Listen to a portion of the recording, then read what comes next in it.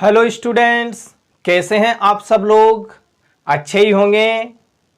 देखिए स्टूडेंट्स, हमारा टॉपिक चल रहा है, हमारा जो चैप्टर चल रहा है फसल उत्पादन एवं प्रबंध वाला। इस टॉपिक के अंतर्गत, इस चैप्टर के अंतर्गत हमारा जो टॉपिक है कृषि पद्धतियों वाला चल रहा है। और कृषि पद्धति के चरणों के हमने 4 चरण पढ़ लिए हैं। चौथा चरण हमारा चल रहा है सिंचाई का। देखो, हमने लास्ट यहां तक छोड़ा था कि सिंचाई के साधन कौन कौन से हैं। सिंचाई के एक तो होते हैं पारंपरिक साधन और दूसरे होते हैं आधुनिक साधन। इनके बारे में मैंने आप लोगों को बता दिया था, लेकिन इनके जो उदाहरण हैं, इनकी जो विधियां हैं, इनके जो साधन हैं, इनके बारे में हमने नहीं पढ़ा था। तो आज हम इन पारंपरिक साधनों के उदाहरणों को और आधुनिक साधनों की जो 2 विधियां हैं, इन दोनों को समझने के बाद में आगे वाला जो खेती का चरण है उसके बारे में बात करेंगे। पहले हम इन चारों पारंपरिक साधनों के बारे में अगर हम बात करें तो देखते हैं। सबसे पहला उदाहरण है हमारे पास, पहला जो पारंपरिक साधन है वो है मोट या घिरनी।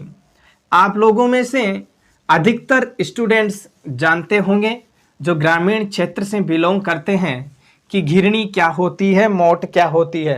अगर नहीं जानते हो तो मैं आप लोगों को बता देता हूं। जैसे मान लीजिए ये कुआं है। अब कुएं से पानी निकालने के लिए हम क्या करते हैं? या तो विद्युत पंप का उपयोग करते हैं या पारंपरिक साधन जो हैं उनका उपयोग करेंगे।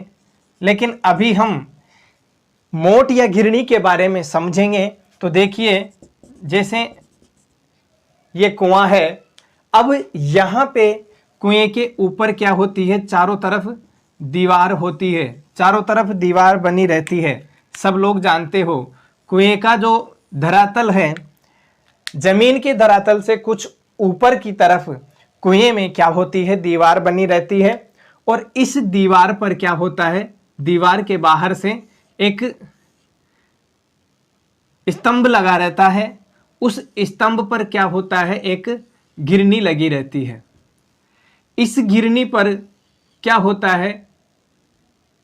बीच में क्या होती है? ये घिरनी की जो संरचना है वो दोनों तरफ से, जैसे ये घिरनी है तो ये किनारे तो क्या होंगे? ऊपर उठे हुए होंगे। और बीच में क्या होगा? गरारी होगी, जिससे रस्सी आसानी से आ जा सके नीचे। तो देखिए, इसमें क्या होता है? रहट या मोट में यहां पर रस्सी लगी रहती है। रस्सी से क्या होता है? कोई भी पात्र यहां पे बंधा रहता है। और इस पात्र में क्या करते हैं? पानी बेलों से इसको खींचा जाता है। ये जैसे ही नीचे जाती है, यहां जाके ये पानी में भर जाती है और फिर इसको बाहर खींच लिया जाता है। बाहर खींचने पर इससे क्या होता है? कुछ खींचने वाले के अलावा जो व्यक्ति होते हैं इसको खींच के और बाहर खाली कर देते हैं, और इस प्रकार ये सिंचाई का साधन बन जाता है।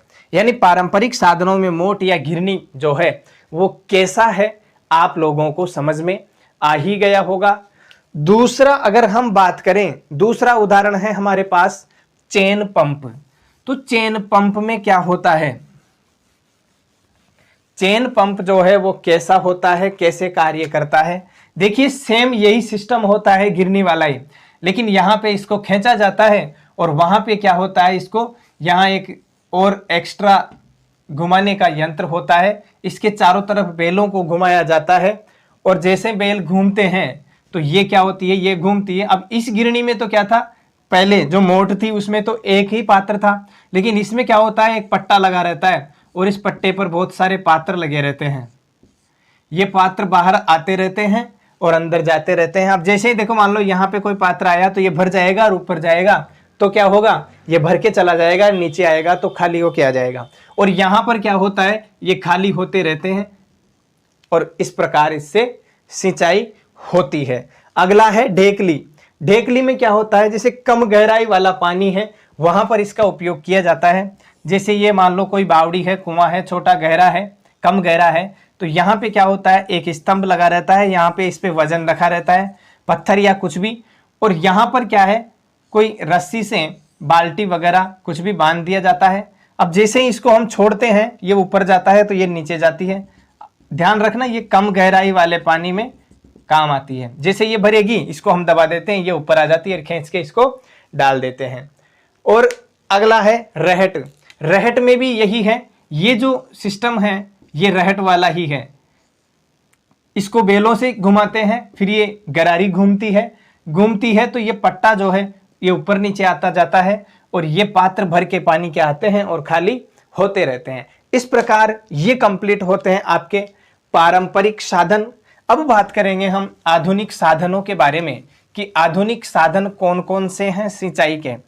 तो हमें पता है कि सिंचाई के आधुनिक साधनों में एक तो होती है छिड़काव तंत्र विधि और दूसरी होती है ड्रिप तंत्र विधि। देखिए पहली कौन सी है, छिड़काव तंत्र, और दूसरी है ड्रिप तंत्र। पहले हम बात करेंगे छिड़काव तंत्र के बारे में।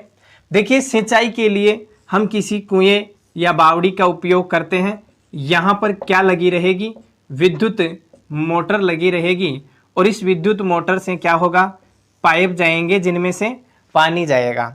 देखो छिड़काव तंत्र का मतलब क्या है कि छिड़क छिड़क के पानी से क्या होती है, सिंचाई होती है। तो इसके अंतर्गत क्या किया जाता है, सबसे पहले तो देखिए कि छिड़काव तंत्र जो है इसका अर्थ क्या है। इसमें सिंचाई जो होती है छिड़क छिड़क के यानी बूंदों के रूप में होती है, छोटी छोटी बूंदों के रूप में होती है बरसात की तरह, इसलिए हमने इसको छिड़काव तंत्र कहा है। अब देखिए जो मुख्य पाइप है, इस मुख्य पाइप से क्या होते हैं, छोटे छोटे अनेक पाइप जुड़े रहते हैं और इन पाइप के सिरों पर क्या होते हैं, नोजल लगे रहते हैं। अब जैसे ही प्रेशर से इधर से पानी आएगा, जैसे ही हमने विद्युत मोटर को ऑन किया इधर से पानी आएगा। अब इधर अंतिम सिरे पर भी क्या होता है, ये बंद होता है। यहाँ पे भी क्या होता है, ये छोटे पाइप लगे रहते हैं जिसमें नोजल लगे रहते हैं। अब जैसे ही इधर पानी प्रेशर के साथ आएगा, तो जैसे ही पानी इधर से प्रेशर से आएगा पानी ऊपर जाएगा और नोजल पे जैसे ही दाब बढ़ेगा नोजल ऊपर होंगे और ऊपर नीचे चारों तरफ घूमते रहेंगे। इस प्रकार इससे क्या होता है, बूंदों के रूप में यानी छोटी छोटी बूंदों के रूप में बरसात की तरह, ध्यान दीजिए बरसात की तरह सिंचाई होती है। इसलिए हम इसको क्या कहते हैं, छिड़काव तंत्र या स्प्रिंकलर सिस्टम। इसके उपयोग की बात करें हम कि इस विधि का उपयोग कहाँ किया जाता है, तो ध्यान रखिए असमतल भूमि जो है उस असमतल भूमि पर सिंचाई के लिए इसका उपयोग किया जाता है और जहाँ पर जल की मात्रा भी क्या हो, कम हो, ऐसे क्षेत्रों में इसका उपयोग किया जाता है। बाकी की जो यहाँ समझा है हमने कि ऊर्ध्व पाइप जो होते हैं उन ऊर्ध्व पाइप के ऊपरी सिरों पर क्या होते हैं, नोजल लगे रहते हैं और ये निश्चित दूरी पर, इनकी दूरी क्या होती है, फिक्स होती है भाई।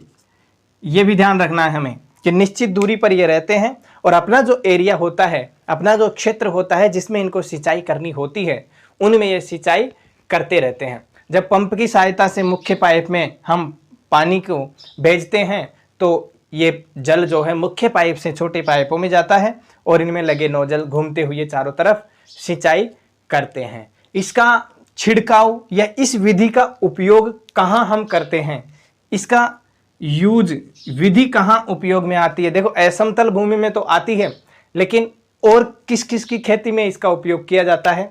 तो एक तो क्या है, जैसे लोन का छिड़काव हमें करना है, लोन में सिंचाई करनी है तो उसके लिए हम छिड़काव तंत्र विधि का उपयोग करें।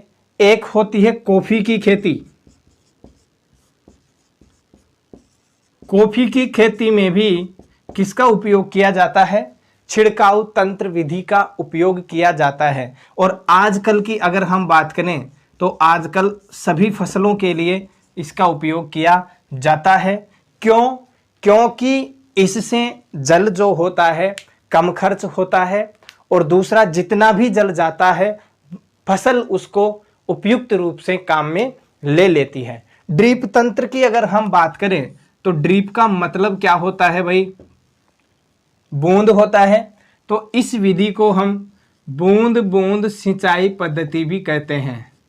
ध्यान दीजिए, अगर आप लोगों को पूछ लिया जाए कि बूंद बूंद सिंचाई विधि क्या है, तो आप लोग कंफ्यूज नहीं होना है आपको कि हमारे ये तो है ही नहीं, सिलेबस में ही नहीं है। तो ध्यान देना आप लोग कि जो ड्रिप तंत्र है उसको ही हम बूंद बूंद सिंचाई पद्धति कहते हैं। ड्रिप का मतलब क्या होता है? बूंद होता है। और ड्रिप तंत्र इसका नाम क्यों रखा गया ये भी मैं आप लोगों को बता देता हूं, क्योंकि इसमें बूंद बूंद करके पौधे की जड़ों में सिंचाई की जाती है और इसीलिए इसे ड्रिप तंत्र कहते हैं। इसका उपयोग अगर हम बात करें, विधि के बारे में मैं आपको अभी बताऊंगा, लेकिन पहले मैं बता दूं कि इसका उपयोग किस प्रकार के पादपों के लिए किया जाता है। तो देखिए, जैसे मान लीजिए कोई फलदार पौधा है, फलदार पौधों, बगीचों, और इसका कहां उपयोग किया जाता है? और इसका उपयोग हम कर सकते हैं वृक्षों को पानी देने में। वृक्ष जो हैं बड़े बड़े, उन वृक्षों को पानी देने में, उनकी सिंचाई करने के लिए हम ड्रिप तंत्र का उपयोग कर सकते हैं। ड्रिप तंत्र काम कैसे करती है? वही यहाँ पे सिंचाई का स्रोत आ जाएगा, कुआं, बावड़ी, नलकूप जो भी है। और यहाँ से देखिए, जैसे मान लीजिए ये कोई पौधा है और ये कोई दूसरा पौधा है और ये बगीचा है।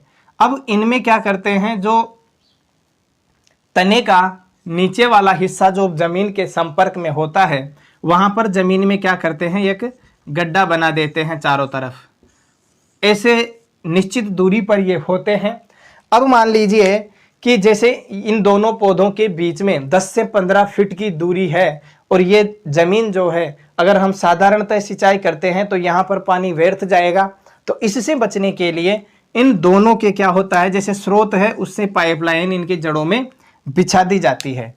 और पाइपलाइन जो है, इसमें जो पौधे के पास में जो हमने गड्ढा बनाया है उसमें क्या कर दिए जाते हैं, छेद कर दिए जाते हैं। और ये पाइपलाइन प्रत्येक पौधे के तने के पास से गुजरती है और वहां पर इस गड्ढे में क्या करते हैं, जैसे ही स्रोत को हम ऑन करते हैं, विद्युत पंप चालू होता है, तो क्या होता है, इसमें पानी जाता है और बूंद बूंद करके इस पौधे की जड़ों में रिसता रहता है। इस प्रकार बूंद बूंद पानी गिरने के कारण इसको क्या कहते हैं, बूंद बूंद सिंचाई पद्धति या ड्रिप तंत्र कहते हैं।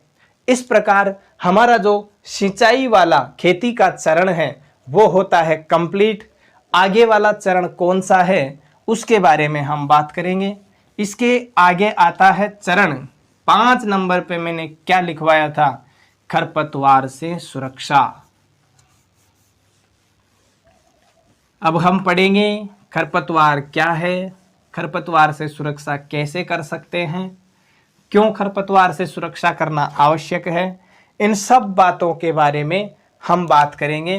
पहले हम हेडिंग डालते हैं 5 नंबर पर, जो खेती का चरण है वो है खरपतवार से सुरक्षा। खरपतवार से सुरक्षा। देखिए, परिभाषा की अगर हम बात करें खरपतवार की, तो हम कह सकते हैं कि फसल के साथ अवांछित पौधे उग आते हैं, वो प्राकृतिक रूप से उगते हैं और उनको ही हम क्या कहते हैं, खरपतवार कहते हैं। तो हम लिख सकते हैं कि फसल के साथ उगे हुए, या हम लिख सकते हैं कि फसल के साथ प्राकृतिक रूप से उगे हुए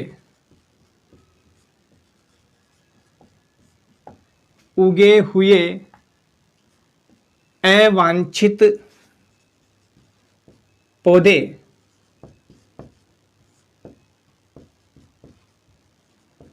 क्या कहलाते हैं, खरपतवार कहलाते हैं। किसे कहेंगे खरपतवार? कि फसल के साथ प्राकृतिक रूप से उगे हुए अवांछित पौधे जो होते हैं, अवांछित पादप जो हैं, वो क्या कहलाते हैं, खरपतवार कहलाते हैं। देखिए खरपतवार क्या होता है, फसल के लिए हानिकारक होता है, तो इससे हमें फसल को बचाने के लिए इसको हटाना पड़ेगा। और फसल से खरपतवार को हटाने के लिए जो विधि काम में ली जाती है उसको हम कहते हैं निराई। तो फसल से खरपतवार को हटाना क्या कहलाता है? निराई कहलाता है। निराई या गुड़ाई हम कह सकते हैं। तो फसल से खरपतवार को हटाने के लिए हम जिस पद्धति को उपयोग में लेते हैं वो होती है निराई। खरपतवार को हटाने और उनकी वृद्धि को हम नियंत्रित करने के लिए क्या करते हैं? खेत की जुताई करते हैं। मान लीजिए खरपतवार जो है इसको हमें क्या करना है? हटाना है और इसकी वृद्धि को नियंत्रित करना है। हटाना प्लस वृद्धि को हमें क्या करना है? नियंत्रित करना है। तो हटाने के लिए और वृद्धि को नियंत्रित करने के लिए एक प्रक्रम अपनाया जाता है, वो क्या होता है? निराई होता है। लेकिन ध्यान दीजिए ये निराई होती है फसल की बुआई के बाद में, लेकिन फसल की बुआई के पहले भी हम कुछ प्रक्रम अपनाते हैं और उनके द्वारा भी हम इनकी वृद्धि को नियंत्रित कर सकते हैं और इनको हटा सकते हैं। वो कहलाती है जुताई। यानी वो क्या कहलाती है? उसे हम कहते हैं जुताई। तो लिख सकते हैं कि जुताई के द्वारा हम क्या करते हैं? खरपतवार जो है उसको हटा सकते हैं और उसकी वृद्धि को नियंत्रित कर सकते हैं। इसके बाद में हमें ये ध्यान रखना है कि खरपतवार हटाने का जो है सर्वोत्तम समय क्या होता है? खरपतवार हटाने का सर्वोत्तम समय क्या है? कब हम इसको हटाएं? यानी कब हम निराई करें? तो हमें ये ध्यान रखना है कि खरपतवार को हटाने के लिए जो बहुत ही अच्छा समय होता है फसल के लिए वो होता है पुष्पन एवं बीज बनने के आसपास। पुष्पन और बीज बनने के पहले का जो समय है तो हम लिख सकते हैं कि पुष्पन व बीज बनने से पहले हम क्या करते हैं? निराई करते हैं। तो ध्यान दीजिए कि खरपतवार को हटाने का जो सर्वोत्तम समय होता है, यानी ऐसा समय जिसमें हम खरपतवार को हटा भी दें और फसल को भी कोई नुकसान नहीं हो बल्कि फसल को उसका फायदा मिले। तो इसलिए पुष्पन और बीज बनने की, जब फसल में पुष्प निर्माण की प्रक्रिया और बीज बनने की जो प्रक्रिया है उससे पहले अगर हम निराई करते हैं तो वह खरपतवार को हटाने के लिए सर्वोत्तम समय होता है। देखिए खरपतवार को हटाने के लिए निराई के अलावा हम कुछ रासायनिक पदार्थों का भी उपयोग करते हैं। तो हम उन्हें क्या कहते हैं? खरपतवार नाशी कहते हैं। तो हमें खरपतवार नाशी लिख के आप लोगों को एक लाइन लिखनी है जो बहुत ही महत्वपूर्ण है। इसमें से क्या होता है? डायरेक्ट प्रश्न पूछा जाता है कि खरपतवार नाशी क्या है। तो हम लिख सकते हैं कि खरपतवार को नियंत्रित करने के लिए जिन रसायनों का उपयोग किया जाता है उन्हें हम क्या कहते हैं? खरपतवार नाशी कहते हैं। तो लिख सकते हैं कि खरपतवार को नियंत्रित करने के लिए जिन रसायनों का उपयोग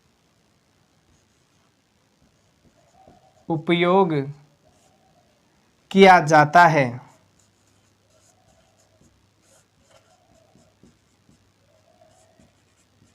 क्या कहलाते हैं? खरपतवार नाशी कहलाते हैं। देखिए यहाँ पे आपको मैं एक और बात बता देता हूं कि अगर आपको खरपतवार की परिभाषा याद है ना तो खरपतवार नाशी को तो आप बिना याद करे ही याद कर लोगे। कैसे? कि देखो फसल के साथ प्राकृतिक रूप से उगे हुए अवांछित पौधे खरपतवार कहलाते हैं। अब नाम से ही पता चल रहा है खरपतवार नाशी। खरपतवार नाशी का मतलब हो गया खरपतवार का नाश करने वाले, उसको नष्ट करने वाले, उसको मिटाने वाले।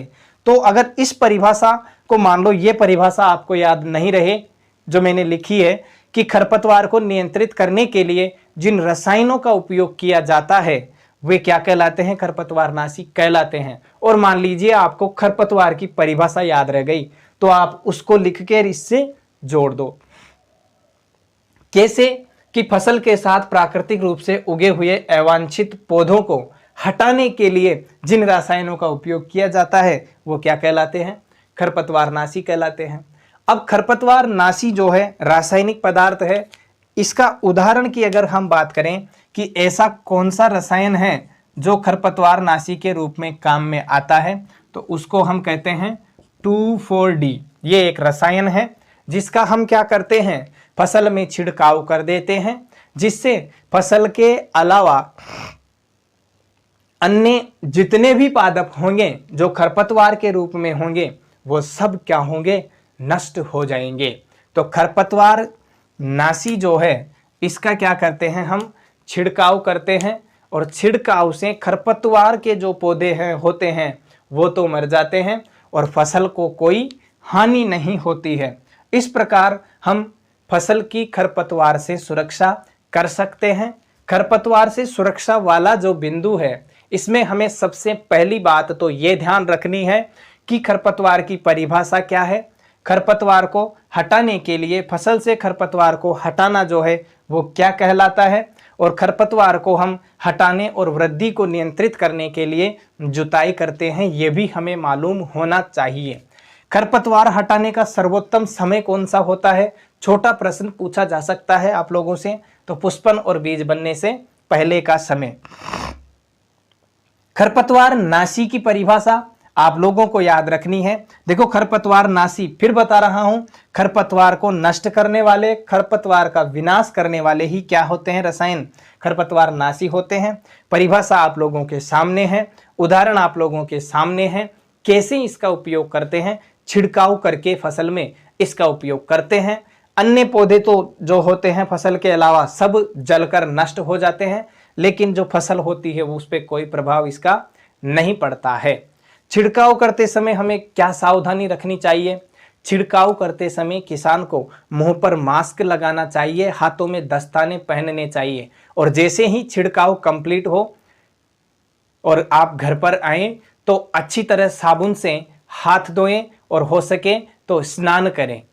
ये सावधानी हमें बरतनी चाहिए क्योंकि 2,4-D जो है हमारे लिए भी हानिकारक होता है। इसलिए हमें खरपतवार नाशी का छिड़काव करते समय ये सावधानी जरूर रखनी है। इसके बाद में हम बात करेंगे खेती की, जो कृषि पद्धति के खेती के चरण हैं, उन चरणों में अगला चरण हमारे पास आता है कटाई। छठे नंबर पे अगर हम बात करें तो छठा चरण आता है कटाई। देखिए सबसे पहले हमने क्या किया? मिट्टी तैयार की, फिर बुआई की, फिर खाद एवं उर्वरक, सिंचाई, और सिंचाई के बाद में हमने क्या किया है? खरपतवार से सुरक्षा की है। खरपतवार से सुरक्षा के बाद हमारे पास छठा चरण आता है। क्या आता है? कटाई आता है। कटाई के अंतर्गत हम क्या करते हैं? क्यों इसको हम काम में लेते हैं? देखिए फसल जैसे ही पकती है, फसल क्या हो गई? पक गई, और फसल को पकने के बाद में उसे काटना ही क्या कहलाता है? कटाई कहलाता है। फसल पक जाती है तो फसल पकने के बाद में हम उसको काटते हैं, और उसको काटना ही क्या कहलाता है? कटाई कहलाता है। काटने के लिए हम जिस उपकरण का उपयोग करते हैं, तो काटने का कार्य किससे होता है? दरांती से होता है। दरांती जो होती है, हंसिया जिसको हम बोलते हैं, हंसिया कार्य होती है, इससे हम क्या करते हैं? फसल की कटाई करते हैं। कटाई के लिए हार्वेस्टर मशीन का भी उपयोग किया जाता है। कटाई के लिए हार्वेस्टर मशीन जो है उस मशीन का भी उपयोग किया जाता है। लेकिन लघु किसान जो है, मध्यम वर्गीय और उच्च वर्गीय किसान तो इसको उपयोग में ले सकते हैं हार्वेस्टर मशीन को। लेकिन जो निम्न वर्ग के किसान होते हैं वो क्या करते हैं, इसके खर्चे को वहन नहीं कर सकते, तो वो इसका उपयोग करने में थोड़े असमर्थ होते हैं। अब बात करते हैं कि फसल को हमने काट दिया और काटी गई जो फसल है, उस काटी गई फसल को हम क्या करेंगे, हमने फसल काट ली तो काटी गई फसल का क्या किया जाएगा, काटी गई फसल से बीजों या दाने को हम क्या करेंगे, अलग करेंगे। तो काटी गई, हम लिख सकते हैं कि काटी गई फसल से बीजों और दाने को भूसे से अलग करना। बीज हम बोल सकते हैं या हम बोल सकते हैं दानों। तो बीजों व दानों को भूसे से अलग करना, अलग करना ही क्या कहलाता है, थ्रेसिंग कहलाता है। देखिए थ्रेसिंग कहलाता है ये। फसल हमने काटी, फसल की कटाई के बाद फसल के जो बीज हैं या दाने हैं उनको भूसे, भूसा होता है चारा या अपशिष्ट जिसको हम कहते हैं, तो उससे अलग करना ही क्या कहलाता है, थ्रेसिंग कहलाता है। और ये थ्रेसिंग का कार्य जो है किस मशीन के द्वारा किया जाता है, इस मशीन का नाम होता है कंबाइन मशीन। देखो वैसे तो थ्रेसर होती है, हम कहते हैं साधारण भाषा में थ्रेसर, लेकिन आजकल एक और मशीन आ गई है भाई, कंबाइन मशीन।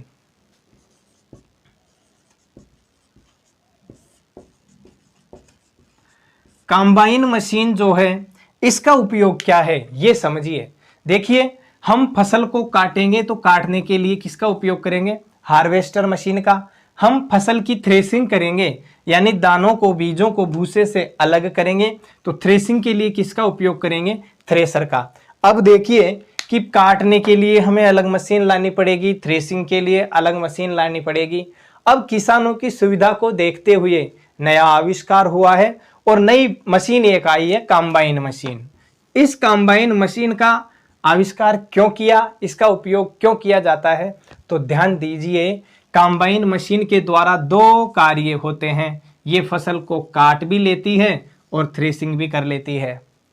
देखिए एक ही मशीन से दो काम हो गए, और किसानों की सुविधा के लिए ऐसा बहुत अच्छी बात है कि किसान एक ही मशीन को लाके उस पर कटाई भी कर लेता है और उसी से थ्रेसिंग भी हो जाती है। अब बात करते हैं कि कटाई के लिए यहाँ ध्यान क्या रखना है, हमें ध्यान ये रखना है कि फसल की कटाई किसे कहते हैं, ये परिभाषा हो गई। किसका उपयोग करते हैं, दरांती का और हार्वेस्टर मशीन का। काटी गई फसल को बीजों दानों से अलग करना, भूसे से अलग करना थ्रेसिंग कहलाता है, और थ्रेसिंग के लिए थ्रेसर की आवश्यकता होती है। लेकिन जो मशीन है कंबाइन मशीन, इससे फसल की कटाई भी हो जाती है और थ्रेसिंग भी हो जाती है, तो दोनों ही कार्य हो जाते हैं।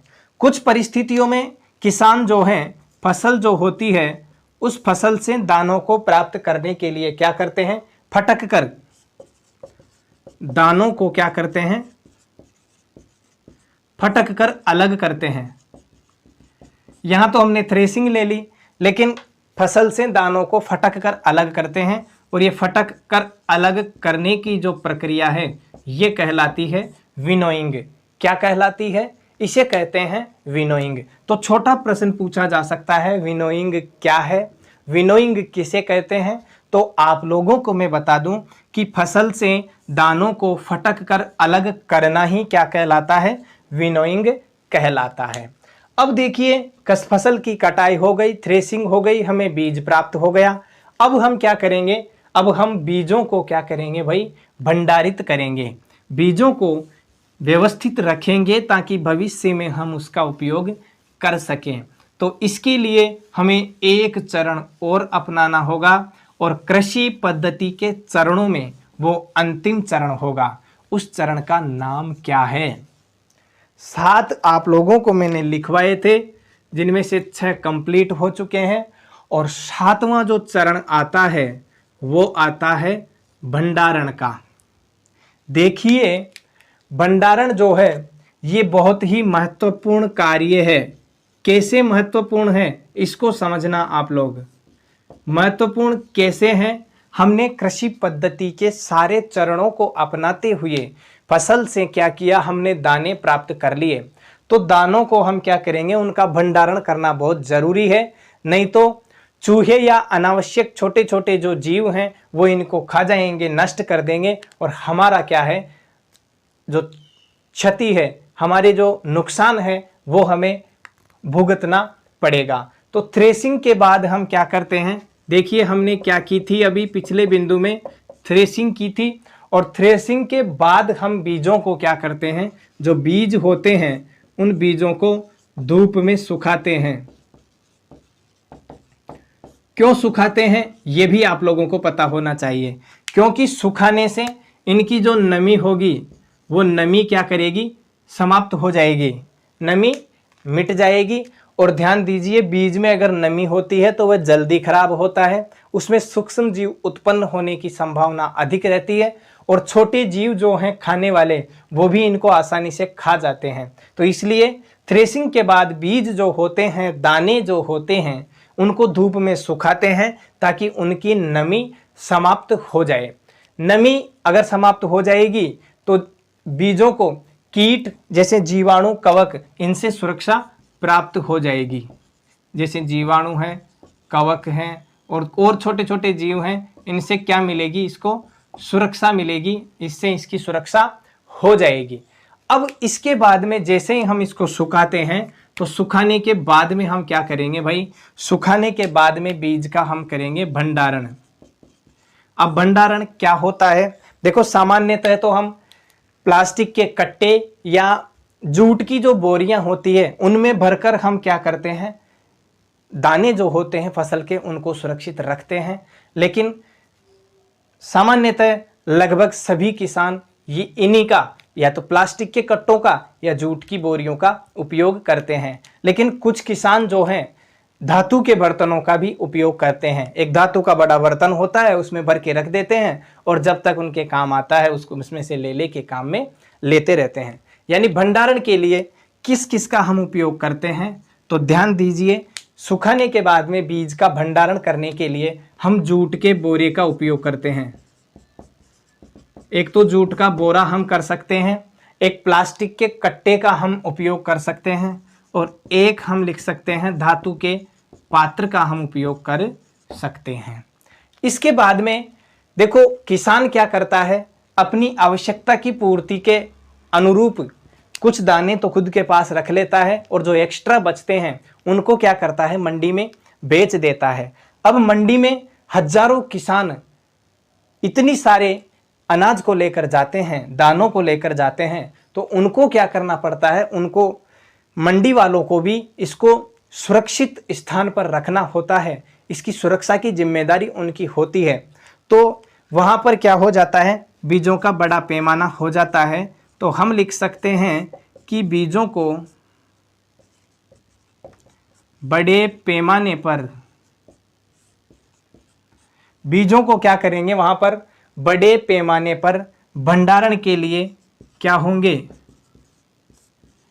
बीजों को बड़े पैमाने पर भंडारण के लिए, बीजों के बड़े पैमाने पर भंडारण के लिए क्या होते हैं, बड़े बड़े भंडार गृह होते हैं। क्या होते हैं, भंडार गृह होते हैं, और इन भंडार गृहों को ही हम क्या कहते हैं, साइलो कहते हैं। एक बार परीक्षा में पूछा गया था कि साइलो क्या है, तो बच्चों का आंसर था, जब पूछा गया तो बच्चे कह रहे थे सर ये तो हमारे सिलेबस में ही नहीं था। तो इसलिए एक एक बिंदु को आपको क्लियर करना है, जब जाके ही आपको कंप्लीट स्टडी का मजा आएगा। तो देखिए भंडार ग्रह जो है इनको साइलो कहते हैं, और इन भंडार ग्रहों का हम क्या करते हैं, रासायनिक उपचार करते हैं। रासायनिक उपचार करने के बाद में इनमें दानों को व्यवस्थित रखा जाता है ताकि ये खराब नहीं होते हैं। इस प्रकार हमारे खेती के जो चरण होते हैं वो होते हैं कंप्लीट। देखिए भंडारण को एक बार और हम समझते हैं कि ये बहुत महत्वपूर्ण कार्य है। थ्रेसिंग के बाद बीज को हम धूप में सुखाते हैं। धूप में सुखाने से उसकी नमी चली जाती है और नमी जाती है तो हम जीवाणु और कवक से उसकी सुरक्षा कर सकते हैं। सुखाने के बाद में बीज का क्या किया जाता है? भंडारण किया जाता है। अब भंडारण के लिए सामान्यतः किसका उपयोग किसान करते हैं? तो हम सब जानते हैं कि जूट का बोरा या धातु के पात्र का यूज हम करते हैं। किसान के पास में अगर एक्स्ट्रा बीज बचते हैं तो वह क्या करता है? मंडी में उनको बेचता है। मंडी जो है, मंडी में क्या होते हैं? बीजों का बड़ा पैमाने पर भंडारण होता है।